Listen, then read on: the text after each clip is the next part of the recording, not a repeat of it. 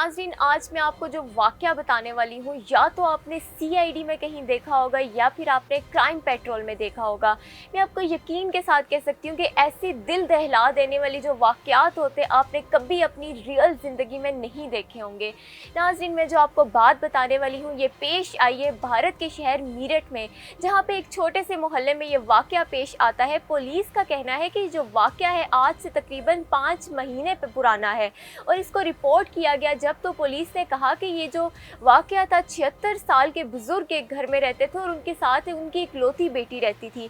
नाज़रीन, जो उनकी अहलिया थी उनका इंतकाल हो चुका था आज से तकरीबन 13 साल पहले, और फिर उसके बाद बताया गया कि उनकी जो बेटी थी वो शदीद सदमे का शिकार हो गई थी, फिर डिप्रेशन में चली गई और फिर आहिस्ता आहिस्ता करके उन्होंने लोगों से बिल्कुल बातचीत करना बंद कर दी थी।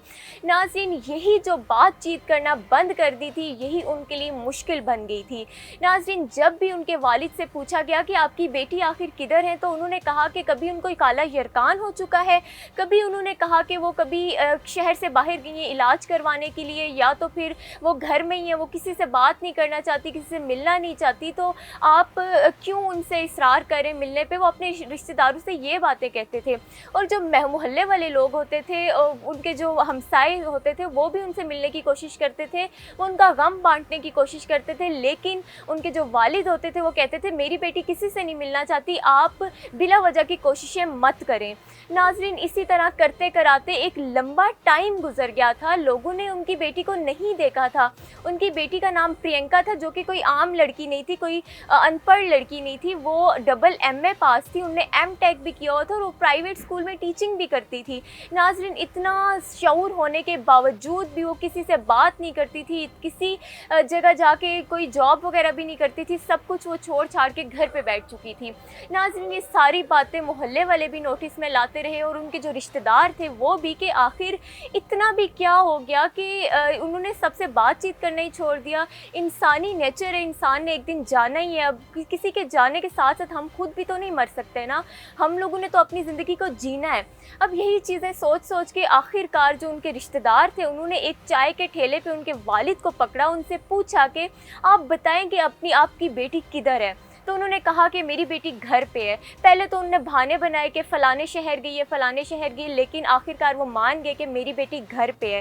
नाज़रीन, फिर उनके जो रिश्तेदार थे उन्होंने इसरार किया कि हम आपकी बेटी से मिलना चाहते हैं, तो उन्होंने फिर कहा कि मैं घर पे नहीं हूँगा, वो मिलना नहीं चाहती, इस तरह की बातें की, लेकिन उनके रिश्तेदार नहीं माने। वो ज़बरदस्ती जब उनके घर में घुसे तो उन्होंने आगे जो मंज़र देखा वो कोई आम मंज़र नहीं था, वो कि इंसान तसव्वुर भी नहीं कर सकता कि ऐसा भी हो सकता है। नाज़रीन, आगे बेड पे एक ढांचा पड़ा हुआ था, जो कि बाद में पता चला कि ये प्रियंका का ढांचा था।